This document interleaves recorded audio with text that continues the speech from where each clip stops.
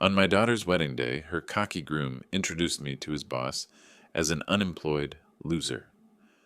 The room fell silent when his boss smiled, patted me on the shoulder, and said, "Good to see you, partner." Then he turned to the groom with a chilling, "You're fired." The groom was speechless with shock. Before we continue, please subscribe to the channel and write in the comments what time it is where you are now. The waiter led us to a corner table at Lakeview Grill, and I watched Derek Harrington smooth his tie before sitting down. Nancy beamed at both of us, her engagement ring catching the soft restaurant lighting. "So, Mr. Wood," Derek began, not waiting for our drinks to arrive, "Nancy tells me you're between opportunities right now." I blinked. Between opportunities. The phrase hung in the air like expensive cologne, overwhelming and unnecessary. "I'm retired," I said simply, unfolding my napkin. Derek's smile widened, the kind that didn't reach his eyes. "Right, of course. Well, I work at Technova Innovations, leading AI solutions company in the Midwest. I'm senior manager of corporate sales." "Sounds impressive." I kept my voice neutral. "How long have you been there?" 3 years now. I've increased my department's sales by 40%. Derek leaned back, clearly expecting admiration. "What field were you in, Mr. Wood?" "Nothing special, really, just business." Nancy touched Derek's arm gently. "Dad's being modest. He always says that." Derek nodded knowingly. "I see. Well, the main thing is staying healthy at your age, right? Keeping busy with hobbies." My fingers tightened slightly around my water glass. At my age. The condescension dripped from his words like honey from a broken jar. "Hobbies keep me occupied," I agreed. The waiter appeared, pen ready. Derek ordered the pan-seared salmon with truffle risotto. Nancy chose the herb-crusted chicken. I glanced at the menu briefly. "I'll take the soup and sandwich combo, please." Derek's eyebrows rose fractionally. "The soup special? Dad, are you sure? This is supposed to be celebratory."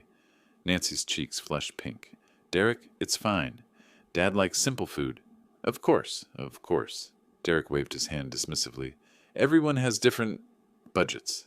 I totally understand." The word budgets landed like a slap. He understood, did he?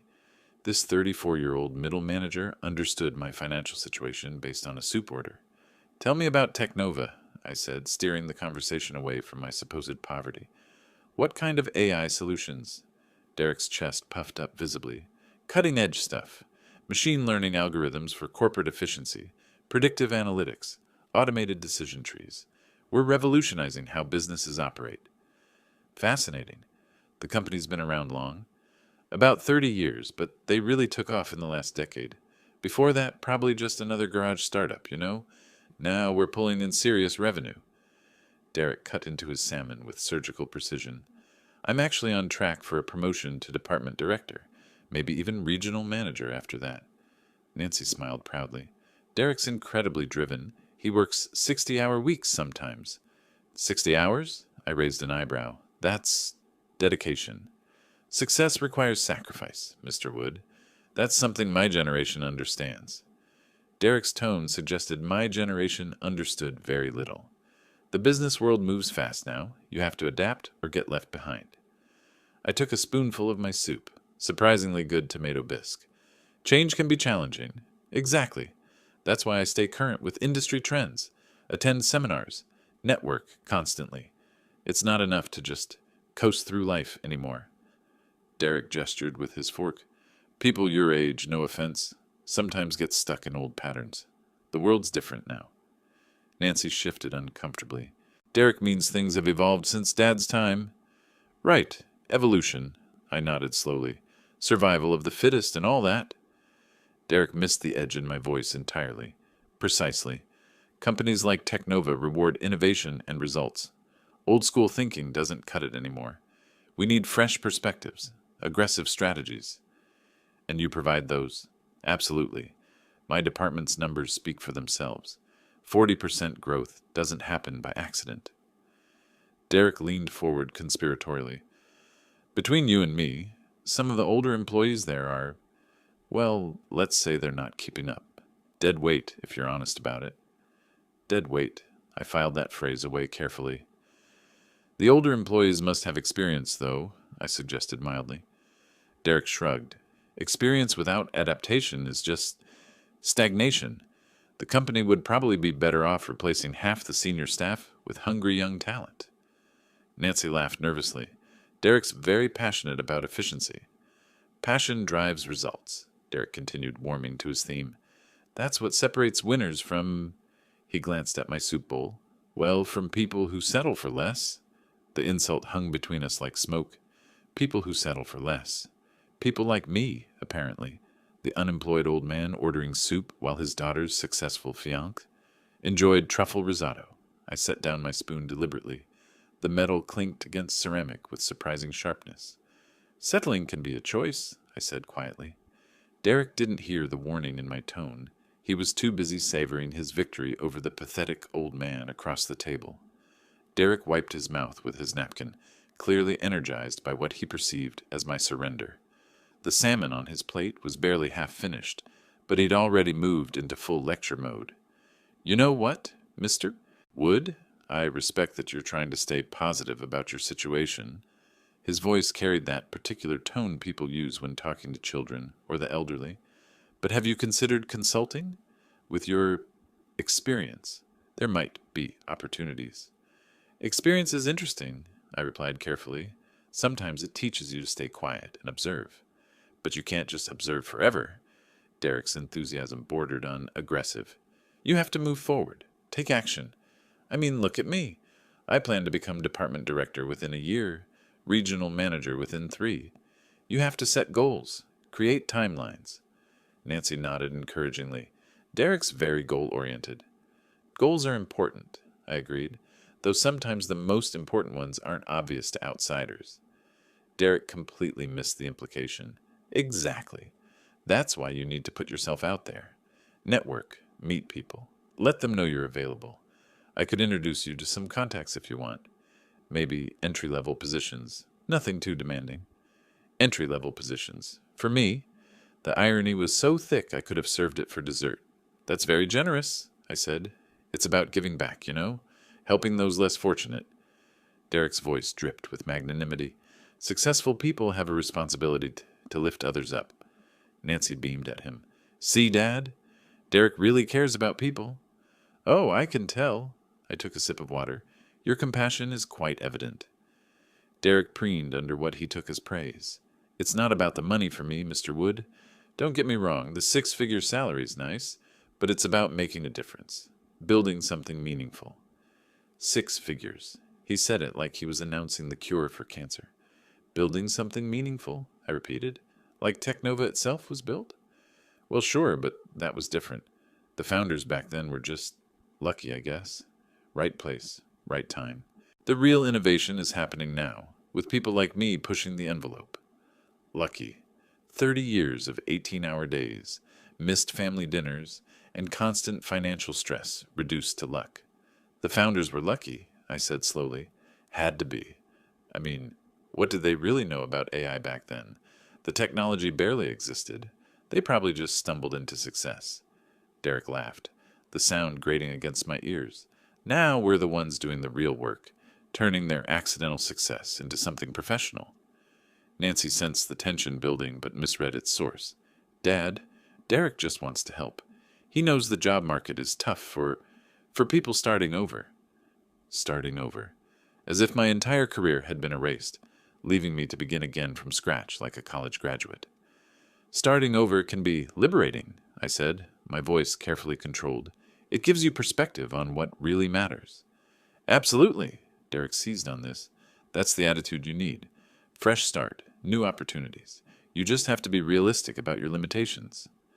My limitations. The phrase hung in the air like a challenge. What limitations would those be? I asked quietly. Derek gestured vaguely. Well, age is a factor. Technology moves fast. It's hard for older workers to keep up. Plus, most companies want people who can grow with them long-term. Long-term growth, I mused. Like 30 years? Exactly. See, you're getting it. Derek was pleased with his student's progress. Though obviously, starting at your age, you're looking at maybe 5-10 years a maximum before retirement. Companies invest in futures, not... He caught himself. Not what? Not short-term situations, he finished lamely. Nancy reached across the table toward my hand. Dad, maybe we should talk about something else. But Derek was on a roll now, his voice growing more passionate. The thing is, Mr. Wood, the business world rewards drive and ambition. It's not enough to just show up anymore. You need vision, innovation, the ability to disrupt existing paradigms. Disrupt paradigms, I echoed. Right, like what I'm doing at Technova. The old guard there, they're stuck in outdated methodologies. They think because they've been around since the beginning, they know everything. But markets evolve, customer needs change. Sometimes you have to tear down the old systems to build something better. Tear down the old systems, built by lucky founders who stumbled into success. I placed my napkin on the table with deliberate precision. The gesture was quiet, but something in it made Derek pause mid-sentence. Excuse me, I said, standing up. I think I need some air. Dad? Nancy's voice carried genuine concern. Are you okay? Just tired, I replied, pulling out my wallet. I placed $40 on the table, enough to cover my soup and sandwich, plus tip. This should handle my portion. Derek's eyes widened slightly at the cash. Mr. Wood, you don't have to. I insist. I straightened my jacket. Thank you for dinner, and for the career advice. Nancy half rose from her chair. Dad, please don't leave. Derek meant exactly what he said. I looked directly at my daughter's fiancé, and I heard every word. The drive from downtown Chicago to my house in Evanston gave me 45 minutes to process what had just happened. Derek's words echoed in my mind with each mile. Lucky founders, dead weight, starting over at your age. By the time I pulled into my driveway, the initial anger had crystallized into something much more dangerous. Cold, calculated purpose. I unlocked the front door and headed straight to my study. This room was my sanctuary, carefully arranged to tell the real story of my life. The story Derek Harrington had no idea existed. The walls were lined with framed photographs and awards that I kept hidden from casual visitors. Technova's incorporation papers from 1995, signed by Walter Klein and myself. Photos from our first successful product launch. Industry recognition awards spanning 3 decades. The Forbes article from 2018 calling me the quiet revolutionary of AI innovation. I sank into my leather chair and stared at the photograph on my desk. Walter and me in that cramped garage where it all began. We looked so young, so determined. 30 years old and absolutely convinced we could change the world. We'd been right. I picked up my phone and dialed Walter's number. He answered on the second ring, as always. Porter, how was dinner with the future son-in-law? Enlightening, I said carefully. How are things at the company? Same as always when you're not here. Chaos and confusion. Walter's laugh was warm. Seriously, though, everything's running smoothly. The quarterly reports look excellent. When are you coming back from this retirement experiment? Still enjoying the break, old friend. Well, enjoy it while you can. Derek Harrington in sales has been making noise about wanting more responsibility. Kid's ambitious, I'll give him that. My hand tightened on the phone. Derek Harrington? You know him? Senior sales manager, been with us 3 years. Actually has some decent ideas, but he's got that hungry look that makes me nervous. Keeps talking about modernizing our approach and disrupting outdated paradigms. Disrupting outdated paradigms. The same phrase he'd used an hour ago. What kind of disruption? I asked. Oh, the usual young hotshot stuff. Thinks the company would be more efficient without so much legacy thinking. Wants to restructure departments, bring in fresh talent. Yesterday he suggested we might be carrying too much senior dead weight. Senior dead weight, there it was again. Interesting perspective, I managed. Between you and me, Porter, I think he sees himself running this place someday. Can't decide if that's admirable ambition or dangerous arrogance.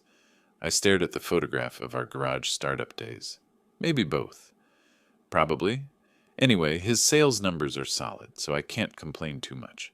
The board loves him. Walter paused. You sure you don't want to come back? I miss having someone around who remembers why we started this company. I remember perfectly, I said quietly. That's exactly why I'm staying away a little longer. After hanging up, I opened my laptop and pulled up Technova's latest financial statements. 30 years of growth, innovation, and careful stewardship. Annual revenue now approaching $200 million. Over 800 employees across 4 states. all of it dismissed by Derek Harrington as lucky stumbling. I leaned back in my chair and smiled for the first time all evening. Derek wanted to disrupt paradigms. He wanted to eliminate dead weight. Perfect. I'd give him exactly what he was asking for. The wedding was scheduled for June 15th. 4 months to let Derek continue believing he'd correctly assessed my worth. 4 months to watch him display his true character to Nancy, to the family, to everyone who mattered. 4 months to plan the most educational experience of his arrogant young life. I pulled out a legal pad and began making notes. Derek's comments about the founders, his dismissal of experienced employees, his condescending advice about entry-level positions. Every insult, every assumption, every moment of casual cruelty needed to be remembered and addressed. The man wanted to tear down old systems and build something better? Excellent. I'd let him try. I picked up the garage photograph again, studying Walter's younger face beside mine. We'd built Technova with our bare hands, sacrificing everything for a vision that seemed impossible to everyone else.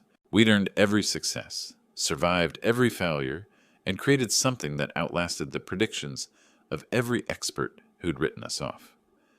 Derek Harrington thought experience without adaptation was stagnation.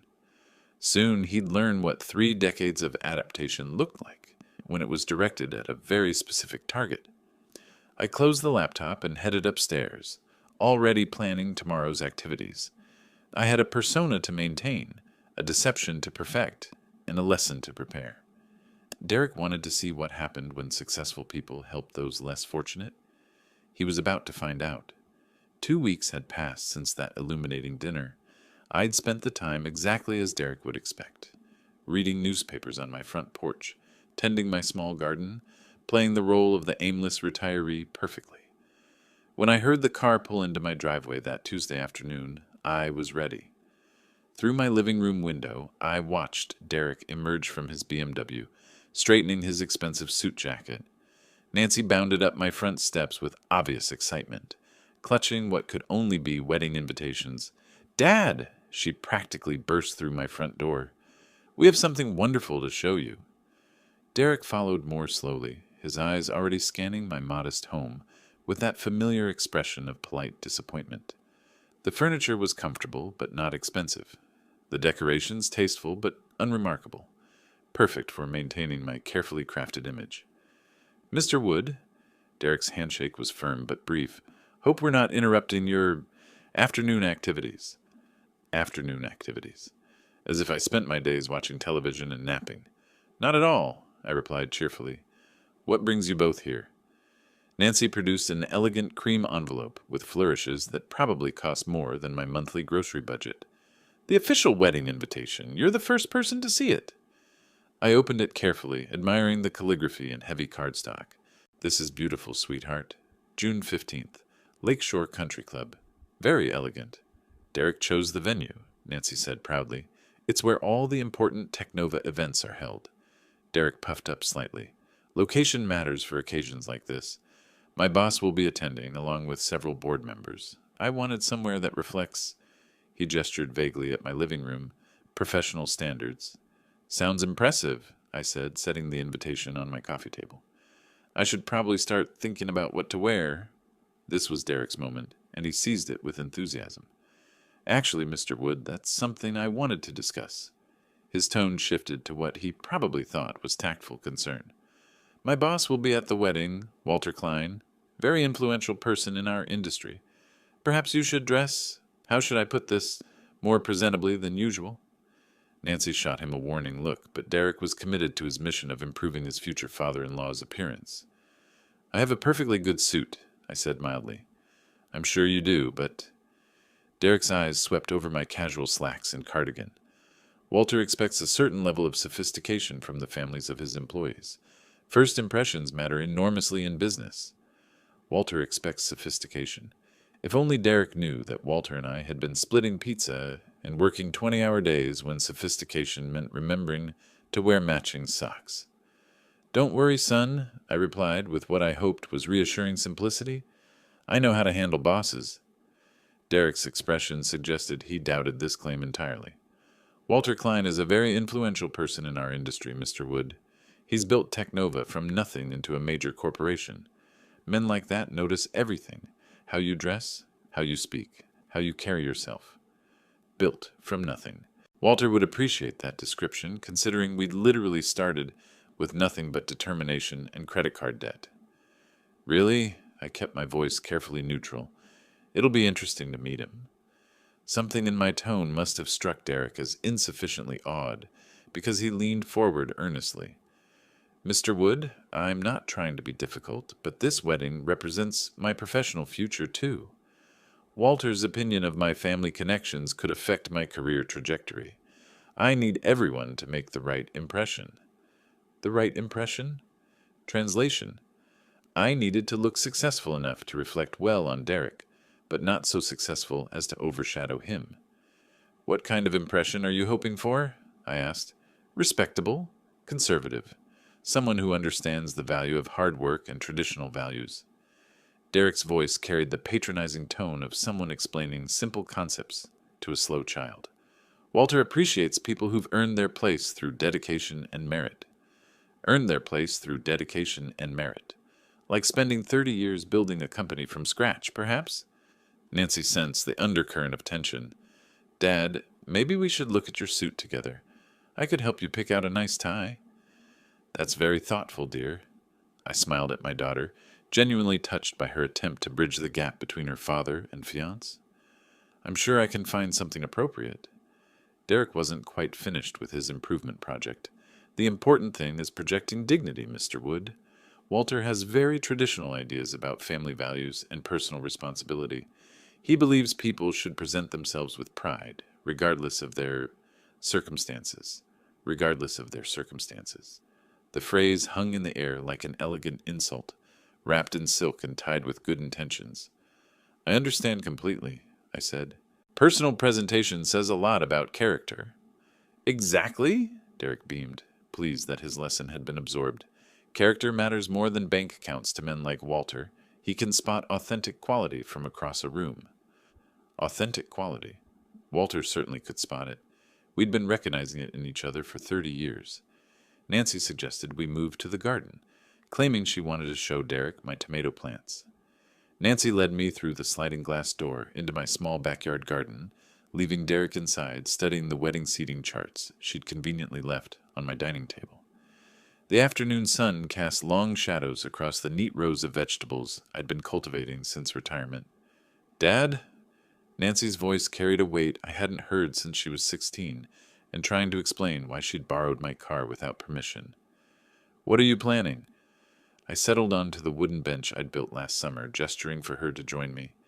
Planning, just trying to be a good host to my future son-in-law. Don't. Nancy sat down but turned to face me directly. I've known you my entire life. You're up to something, and it involves Derek, and I need to know what it is. Through the glass door, I could see Derek hunched over the seating charts, probably calculating the optimal positioning relative to Walter's table. The irony was almost too perfect. Sweetheart, sometimes people need time to show their true nature. What does that mean? Nancy's voice sharpened with frustration. Why won't you tell Derek the truth about Technova? Why are you letting him think you're some unemployed old man who needs career advice? There it was. My daughter was far more perceptive than Derek gave her credit for. You know about Technova? I asked carefully. I've always known, Dad. Maybe not the details, but I knew you didn't just work there. You helped create it. Those photographs in your study. The awards you think I don't notice. The way Walter talks about you when he calls. Nancy's eyes were bright with unshed tears. Why are you lying to the man I'm going to marry? I reached over and took her hand. Her engagement ring caught the sunlight, throwing tiny rainbows across the garden dirt. I'm not lying, Nancy. I'm just not volunteering information. That's the same thing, is it? I squeezed her fingers gently. Has Derek asked about my background? Really asked? With genuine curiosity about who I am as a person? Nancy opened her mouth to argue, then closed it. We both knew Derek had made assumptions based on my appearance and current lifestyle, never bothering to dig deeper. But this isn't fair. Nancy's voice cracked slightly. He doesn't know he's being tested. Life isn't fair, sweetheart. People judge each other every day based on surface impressions. The question is, What kind of person does Derek become when he thinks he has the upper hand? Through the glass, Derek was now pacing while talking on his phone, probably updating someone about his boss attending the wedding. His gestures were animated, self-important. You saw how he treated me at dinner, I continued quietly. The condescension, the unsolicited advice, the casual dismissal of anyone he perceives as unsuccessful. Is that the man you want to spend your life with? Nancy was quiet for a long moment, watching Derek through the window. He's not always like that. When we're alone, he's different, kinder. I'm sure he is.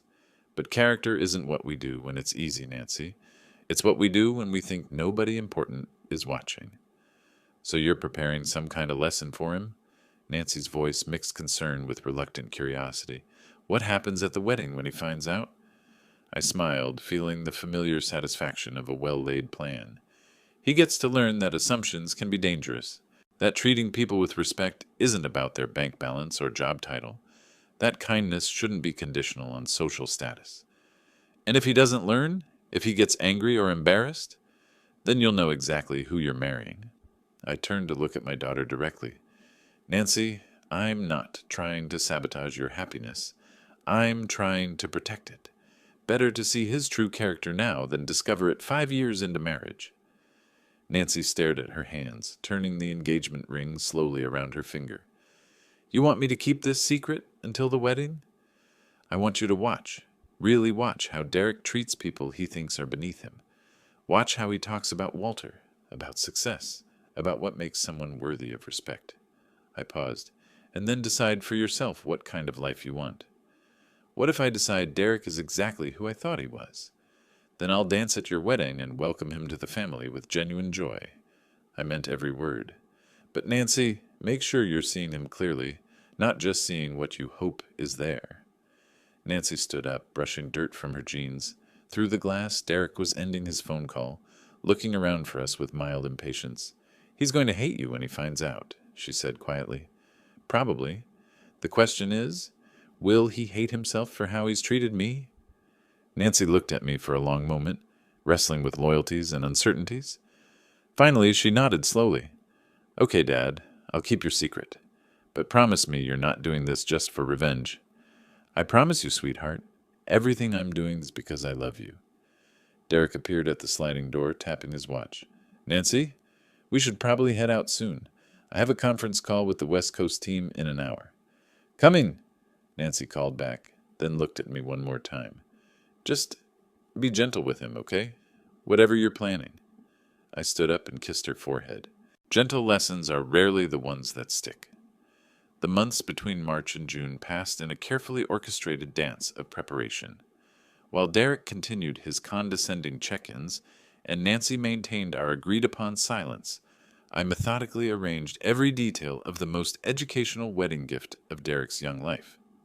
3 days before the wedding, I stood in Armando's custom tailoring on Michigan Avenue, studying myself in the three-way mirror.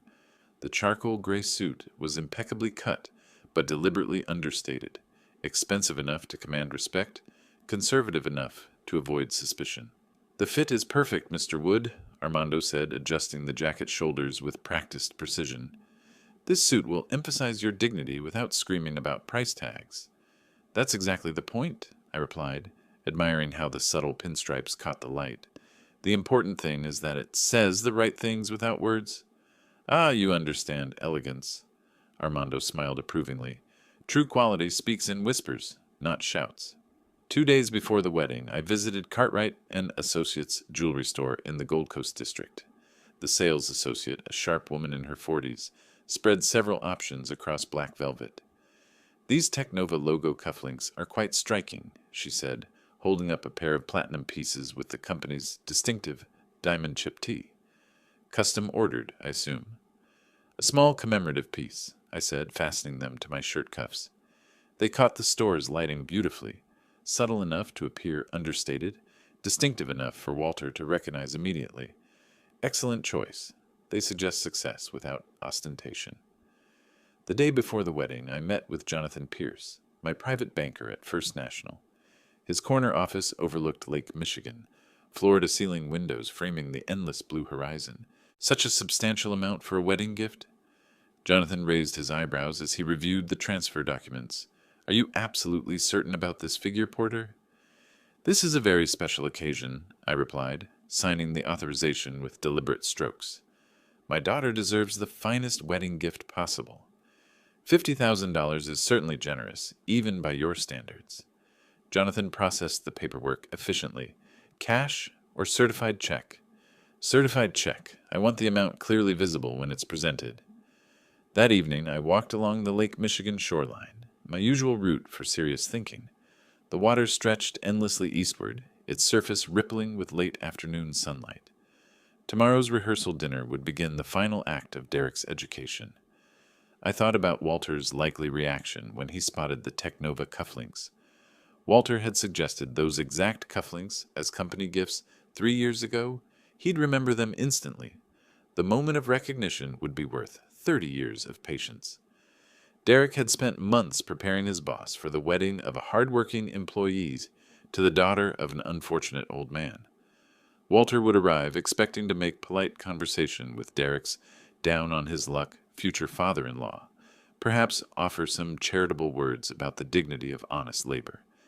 Instead, he'd discover his co-founder sitting at the family table, wearing their company logo and writing wedding checks that exceeded Derek's annual salary. I stopped walking and stared out at the horizon. The lake was calm today, its surface like glass. Tomorrow would bring storms, but sometimes storms were necessary to clear the air. My phone buzzed with a text from Nancy. Rehearsal dinner tomorrow at 6 p.m. Derek's very excited about you meeting Walter. Still time to change your mind about this, Dad? I typed back, looking forward to it, sweetheart. Everything will work out exactly as it should. Which was true. Derek would get exactly what he'd been asking for, a chance to show his true character in front of the people who mattered most. He'd demonstrate his values, his priorities, his definition of human worth. The only difference would be the audience's reaction. I turned and headed back toward my car, feeling the satisfaction of a plan approaching perfect execution. Tomorrow night, Derek would discover that assumptions could be expensive. By Sunday, he'd learn that respect shouldn't be conditional on perceived social status. The gentle waves lapped against the shore behind me, steady and inexorable as time itself. The Drake Hotel's marble lobby gleamed under crystal chandeliers as I walked through the revolving doors, my reflection multiplying in polished surfaces. 20 minutes earlier, I'd driven from Evanston with the satisfaction of a chess player preparing checkmate. Tomorrow would bring revelation, but tonight offered one final opportunity to observe Derek's character. The rehearsal was set in the hotel's small chapel, an intimate space with mahogany pews and stained glass windows overlooking Michigan Avenue. Nancy stood near the altar in her rehearsal dress, radiant despite the tension I could read in her shoulders. She caught my eye and offered a nervous smile, the look of someone keeping a significant secret. Derek emerged from a cluster of his Technova colleagues, straightening his tie with the self-important gesture I'd grown to recognize. His voice carried across the chapel as he spotted me. "Everyone, I'd like you to meet Nancy's father."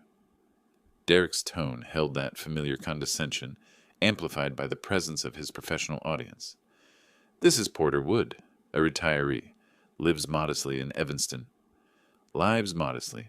The phrase hung in the air like expensive incense, meant to establish social hierarchy for his colleagues' benefit. "Pleasure to meet you, Mr. Wood," said a woman in an expensive blazer. "Derek's told us you're enjoying retirement." "Very much so," I replied, shaking her hand, "though retirement can be educational." Derek's colleagues nodded politely, their interest already waning. In their world, retirees were background noise, pleasant enough, but irrelevant to serious conversation. "Dad has simple tastes," Derek continued, his voice carrying just enough volume for nearby guests to overhear. "Nothing wrong with that, of course. Different generations, different expectations." Different expectations. I felt my jaw tighten slightly, the first crack in my carefully maintained composure. "Derek," I said quietly, "be careful with judgments. Tomorrow might bring surprises." He laughed, the sound carrying more confidence than wisdom. "Mr. Wood, you don't need to lecture me about people. I read character professionally. It's essential in sales." "We'll see."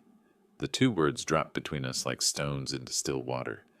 Something in my tone made Derek pause, but his colleagues were watching, and backing down would damage his carefully constructed image.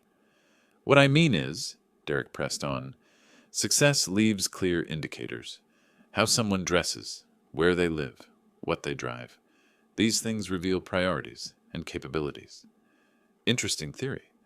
It's not theory, it's observation. Take Walter Klein, my boss, arriving tomorrow. You can spot his quality from across a room. That's earned respect, not accident. Earned respect. Walter would find that description amusing, considering we'd earned our respect together, sleeping on office floors and living on pizza for 3 years. Nancy moved closer, sensing danger. Maybe we should focus on tomorrow's ceremony? But Derek was warming to his theme, emboldened by his audience. The point is, Mr. Wood, that character shows in choices. Walter chose excellence at every step. Others, he gestured vaguely in my direction, others choose comfort over achievement. Comfort over achievement. The insult was precise, surgical, designed to wound without seeming overtly cruel. You're very confident in your assessments, I said, my voice carrying the first edge of steel. Confidence comes from accuracy. I've never misjudged someone's capabilities. Derek's smile suggested he'd just won an important point. Never? Not once. People reveal themselves quickly if you know what to look for. I stood up slowly, feeling the weight of 4 months' patience crystallizing into cold purpose. The chapel fell quiet, conversations pausing as guests sensed approaching conflict. Derek, you're absolutely right about one thing, I said, buttoning my jacket with deliberate care. Character does show in choices. Exactly my point. Tomorrow you'll have several opportunities to demonstrate yours. Derek's confidence flickered slightly. What's that supposed to mean? It means, I said, walking toward the chapel exit, that assumptions can be expensive, especially when they're made in front of people who matter. Mr. Wood, I don't appreciate... Good night, Derek. I paused at the chapel door, looking back at the assembled guests. Enjoy your rehearsal. Tomorrow promises to be... memorable. Nancy started after me. Dad, wait. See you tomorrow, sweetheart. Everything will be exactly as it should be. I walked through the hotel lobby with measured steps, past the doorman's respectful nod, into the cool Chicago evening. Behind me, I could hear Derek's voice resuming its confident pitch, probably explaining my departure to his colleagues, as evidence of an old man's fragile ego. Let him talk. Tomorrow morning, those same colleagues would witness the most educational experience of Derek Harrington's professional life. My car was waiting in the hotel's circular drive. As I settled behind the wheel, I caught a glimpse of the chapel through the hotel's windows. Derek gesturing animatedly, Nancy watching the door where I'd disappeared, the wedding party resuming their positions. Tomorrow would bring justice. Tonight brought the sweet anticipation of a plan, reaching perfect fruition. The drive from downtown Chicago to Evanston gave me 30 minutes to transform the sharp anger of confrontation into the calm determination of justice. By the time I pulled into my driveway, Derek's latest insults had crystallized into final confirmation that tomorrow's lesson was not just justified, it was necessary. I sat in my darkened car for a moment, staring at my modest house. 4 months ago, Derek had dismissed this same home as evidence of my failure. Tomorrow, he'd learn that success wasn't always displayed in mansion size or luxury car brands. Inside, I went straight to my study and opened the laptop. Walter had sent an email earlier. Looking forward to meeting your future son-in-law tomorrow. Derek sounds like an ambitious young man. Ambitious. That was one word for it. I typed back, Tomorrow you'll meet someone very interesting at the wedding, Walter. His response came within minutes. Who would that be? My future son-in-law. I think you'll have much to discuss about character and professional development. Intriguing. Should I be prepared for anything specific? Just be yourself, old friend. Your natural wisdom will be sufficient. I closed the laptop and moved to my bedroom, where tomorrow's wedding outfit hung perfectly pressed. The charcoal suit looked dignified but unremarkable, exactly the impression I wanted until the moment of revelation. The Technova cufflinks sat in their velvet box, waiting to catch Walter's attention at precisely the right moment. From my desk drawer, I retrieved the certified check I picked up yesterday. $50,000 made out to Nancy and Derek Harrington. The amount was carefully chosen, generous enough to demonstrate substantial wealth, large enough to shock Derek's presumptions about my modest circumstances. I thought about tonight's rehearsal, Derek's confident declaration that he'd never misjudged someone's capabilities.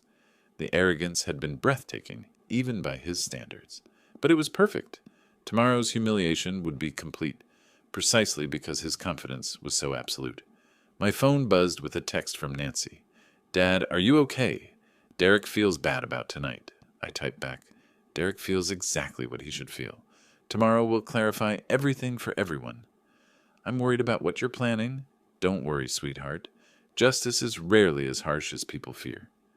She didn't respond, probably wrestling with the same conflicted loyalties that had troubled her since our garden conversation. Part of her wanted to warn Derek, to soften tomorrow's blow, but a larger part understood that some lessons could only be learned through experience. I walked to my study window and looked out at the quiet street. My neighbors were settling in for the evening, reading, watching television, living the comfortable, retired lives Derek imagined were my only option. None of them knew that tomorrow would bring the most satisfying moment of my professional life. Walter's confusion had been perfect. He genuinely had no idea what awaited him at the wedding. When he spotted the Technova cufflinks, when Derek introduced me as Nancy's unemployed father, when the moment of recognition finally came, Walter's expression would be worth 30 years of partnership. I reviewed Derek's behavior one final time. The restaurant condescension, the career advice, the dismissal of dead weight.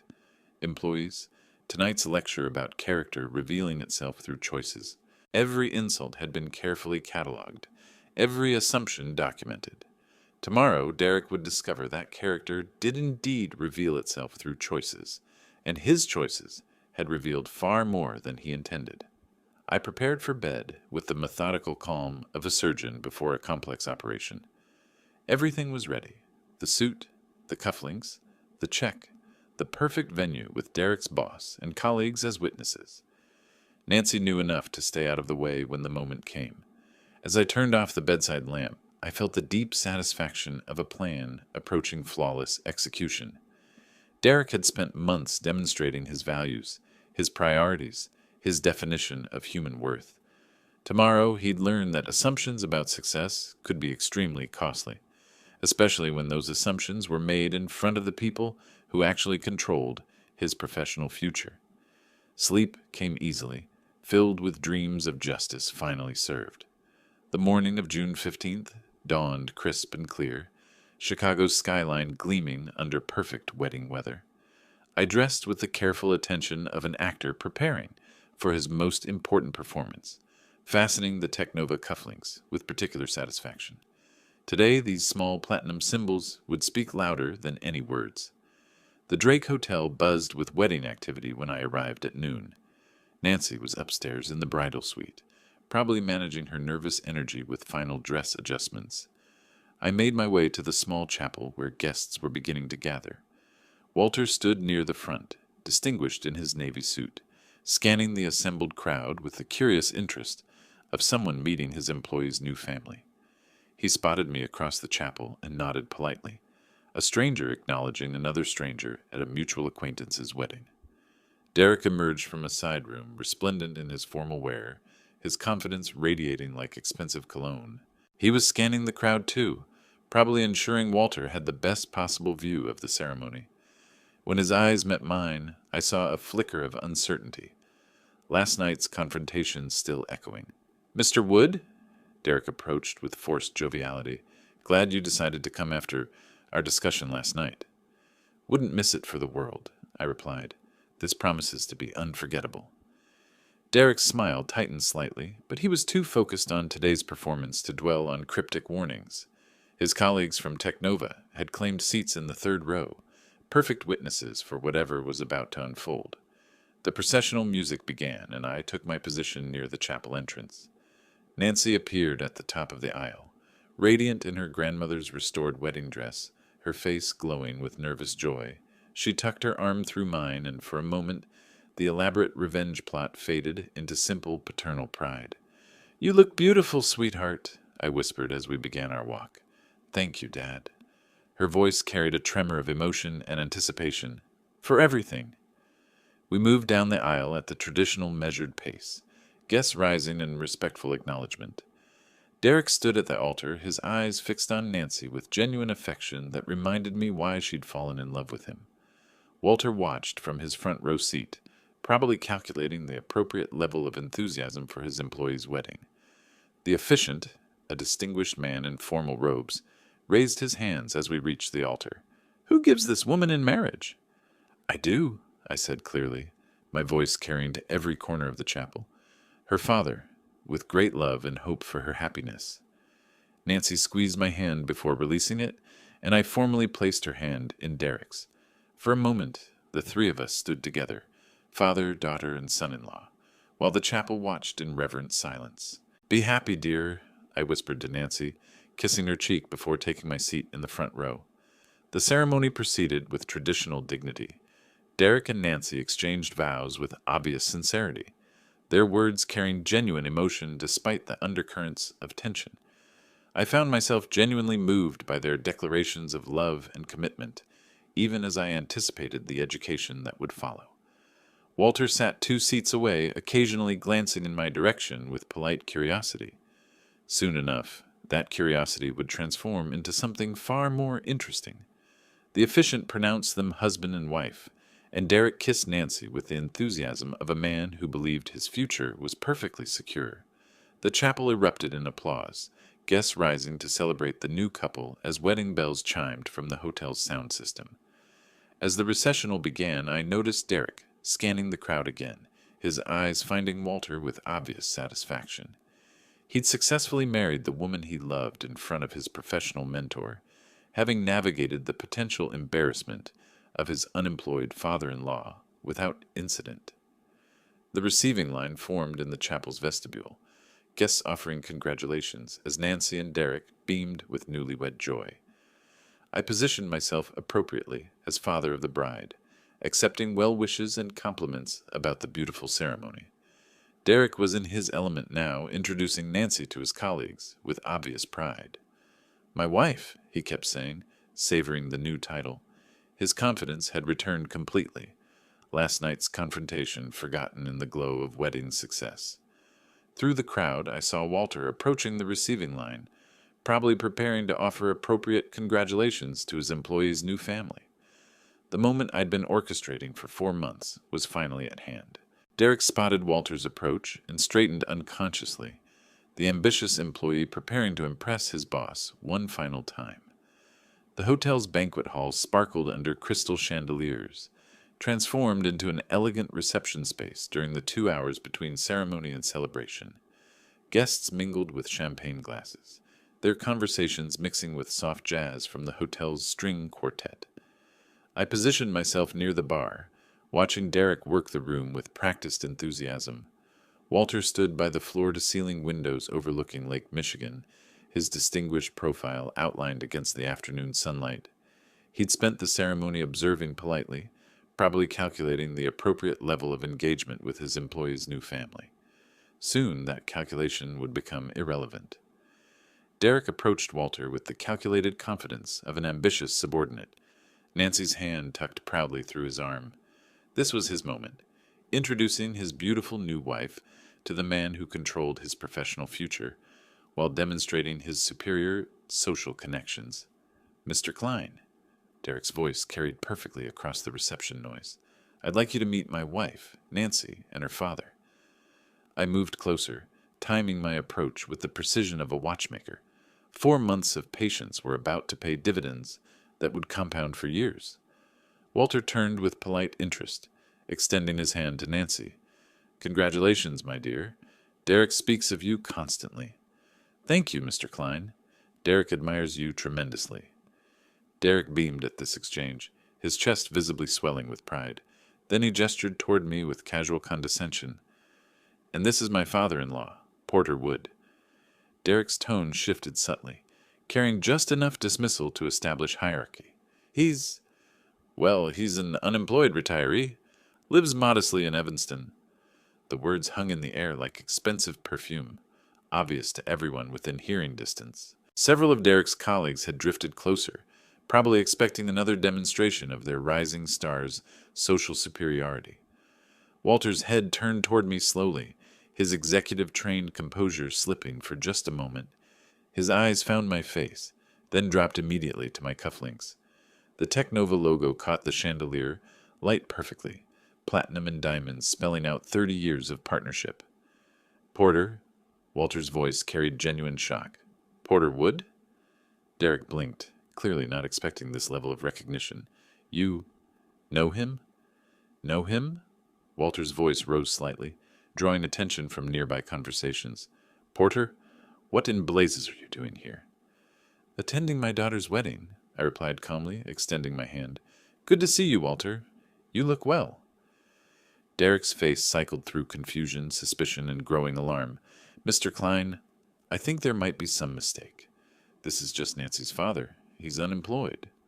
Walter stared at Derek as if he'd just announced his intention to become a professional circus performer. Unemployed? Derek, this is Porter Wood, co-founder of Technova Innovations, my business partner for 30 years. The words hit Derek like physical blows. I watched his face transform from confident superiority to dawning horror, his mouth opening and closing without sound. Around us, conversations had stopped entirely, wedding guests sensing drama more compelling than small talk. Partner? Derek's voice cracked slightly. That's impossible. He's just what? Walter's tone had shifted from surprise to something considerably less friendly. Just the man who built our company from nothing? Just the genius who created half our core technologies? Just my closest friend and business colleague? Derek turned to stare at me, his face pale beneath his wedding tan. You're really? Co-founder and primary shareholder of Technova Innovations, I confirmed quietly. The company where you've spent 3 years explaining to me how business really works. Nancy moved closer to Derek, her face a mixture of sympathy and anxiety. She'd known this moment was coming, but couldn't have prepared for the public devastation written across her new husband's features. Walter's executive instincts were kicking in now, his voice carrying the authority of someone accustomed to difficult personnel decisions. Derek, exactly what have you been saying to my business partner? Derek's mouth worked soundlessly, his confident wedding day persona crumbling like expensive paper in rain. The colleagues who'd been impressed by his networking skills were now witnessing the most spectacular professional implosion in Technova's 30-year history. I didn't know, Derek finally managed, his voice barely above a whisper. He never told me. Walter's expression suggested this explanation was entirely insufficient. Derek's face had gone from wedding day glow to surgical sweet pallor in less than 30 seconds. Around us, the reception had transformed from elegant celebration to riveting spectacle, guests forming a loose circle around our group like spectators at an unexpected street performance. Mr. Klein, please, I didn't know. Derek's voice carried the desperation of a man watching his career evaporate in real time. He never told me he worked at Technova. Worked at? Walter's eyebrows rose with dangerous calm. Derek, Porter doesn't work at Technova. Porter is Technova. Half the patents on our core technologies bear his signature. The information hit Derek like successive physical blows. I could almost see him calculating the full scope of his mistake. Every condescending comment, every piece of unsolicited advice, every moment of casual dismissal playing back in devastating clarity. I can explain everything! Derek's voice cracked as he turned between Walter and me with frantic energy. There's been a misunderstanding! The only misunderstanding, Walter's voice had acquired the steel that made him formidable in boardroom negotiations, is how my senior sales manager could treat my business partner like a charity case for 4 months without anyone telling me. Nancy moved protectively toward Derek, her wedding dress rustling against the growing tension. Mr. Klein, Derek honestly didn't know. Dad never mentioned the company connection. Your father shouldn't have needed to mention it, Walter replied, his attention fixed on Derek with laser intensity. Basic human respect isn't conditional on someone's job title or bank balance. Derek was spiraling now, his hands gesturing wildly as words tumbled out without coherent structure. The thing is, Mr. Klein, I always treat people with respect. Always. I was just trying to help, offering guidance, career advice. Career advice? Walter's voice could have frozen the champagne. You offered career advice to the man who created your job? The nearby guests were no longer pretending to have other conversations. Derek's Technova colleagues stood frozen, probably calculating their own professional distances from the unfolding disaster. The hotel staff had quietly positioned themselves around the perimeter, uncertain whether to intervene or simply document the entertainment. Derek, Walter continued with the methodical precision of an experienced executioner, explain to me how someone demonstrates respect by calling their business partner unemployed, dead weight. Derek's eyes widened with pure panic. I never said that. I would never. Monday morning, Walter's voice cut through Derek's protests like a surgical blade. You can explain your definition of respect to human resources. You can also start looking for new employment. No! Derek's composure shattered completely. Mr. Klein, please. This is my wedding day. I made a mistake, but I can fix this. The mistake, Walter replied coldly, was mine, for promoting someone who judges people by their appearance rather than their character. Derek's face had progressed from pale to gray, his breathing shallow and rapid. Nancy reached for his arm, but he was too far gone in panic to notice comfort. Around us, the wedding reception had become a cautionary tale about the dangers of assumptions. There has to be something I can do, Derek pleaded, his voice breaking like an adolescent's. Some way to make this right. I'll apologize publicly, take a demotion, anything. Walter looked at Derek with the expression of someone discovering mold in expensive wine. You'll apologize to Porter, certainly. Whether that changes anything remains to be seen. Derek's head snapped toward me with desperate hope, his eyes wide with the kind of panic reserved for people watching everything they'd worked for disappear simultaneously. The confident young executive who'd lectured me about business success had been replaced by someone who looked like he might collapse at any moment. Mr. Wood, Porter, please. Derek's voice trembled with genuine terror. I know I made mistakes, but I can learn. I can change. Please don't let him destroy my career. The moment hung between us like a sword, sharp and gleaming and ready to fall. Derek stood before me with his entire future balanced on the edge of my next words, his face a study in absolute desperation. Nancy watched with tears threatening her wedding makeup, torn between the two men she loved most. Walter waited with the patient intensity of someone prepared to execute a professional death sentence. The wedding guests formed a silent amphitheater around us, their champagne glasses forgotten as they witnessed a moment that would be discussed at Chicago social events for years to come. Walter, I said quietly, my voice carrying clearly in the hushed banquet hall. Wait. Walter's eyebrows rose slightly, but he remained silent, deferring to his partner's judgment as he had for 3 decades. I looked at Derek, seeing not the arrogant young man who'd condescended to me for months, but someone who'd just learned the most expensive lesson of his professional life. His hands trembled slightly as he waited for my verdict. Derek, I said, keeping my voice gentle but firm, look at me. He raised his eyes, and I saw genuine remorse there. Not just fear for his career, but actual understanding of what he'd done wrong. I accept your apology, I continued, watching relief flood his features, but I have one condition for my forgiveness. Anything, Derek whispered. Absolutely anything.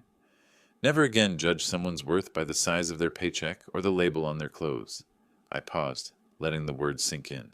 Character isn't measured in dollar signs, and respect shouldn't depend on bank statements. Derek nodded vigorously, tears of relief and genuine remorse mixing in his eyes. I understand. I promise. I've learned my lesson. I turned to Walter, who was watching our exchange with the careful attention of someone evaluating a critical business decision. Walter, Derek made assumptions based on incomplete information. We've all done that at various points in our careers. Walter's expression softened slightly, though his executive instincts remained engaged. Are you asking me to overlook 4 months of disrespect toward my business partner? I'm asking you to consider that sometimes the best lessons come from mercy rather than punishment. I placed my hand on Derek's shoulder. Derek has a good track record at the company. His sales numbers speak for themselves. Perhaps this experience will make him a better manager, not just a more careful one. Derek looked between Walter and me with the expression of someone watching his entire future being negotiated by forces beyond his control. Nancy stepped closer, her hand finding Derek's arm in a gesture of support and solidarity. Walter studied Derek for a long moment, his businessman's instincts warring with his respect for his partner's judgment. Finally, he nodded slowly. Derek. Walter's voice carried formal authority, but had lost its sharp edge. You'll keep your position, but you're on probation for 6 months. Any hint of the attitudes Porter described, and you're gone. Understood? Completely, Derek managed, his voice thick with gratitude and exhaustion. Thank you, Mr. Klein. Thank you both. I extended my hand to Derek, and he shook it with the grip of someone sealing a sacred covenant. Welcome to the family, son, I said quietly. Try to remember that everyone deserves respect until they prove otherwise. I will, Derek promised. I absolutely will. Nancy stepped forward and embraced both of us simultaneously, her joy evident despite the traumatic revelation. Around us, the wedding guests began to relax, conversations resuming as the drama resolved into something resembling family harmony. Walter clapped me on the shoulder, his familiar grin returning. 30 years, and you can still surprise me, partner. Retirement keeps life interesting, I replied. The string quartet, sensing the crisis had passed, resumed their gentle melodies. Champagne glasses were raised again, conversations returned to normal wedding topics, and Derek learned that sometimes the most important lessons come wrapped in unexpected packages. As the reception continued around us, I watched Derek interact with other guests, noting the subtle changes in his demeanor. The edge of superiority had been replaced by something that looked remarkably like humility. Sometimes justice served with wisdom tasted sweeter than revenge. If you like this story, please like this video, subscribe to the channel, and share your impressions of this story in the comments. To listen to the next story, click on the box on the left. Thank you for watching.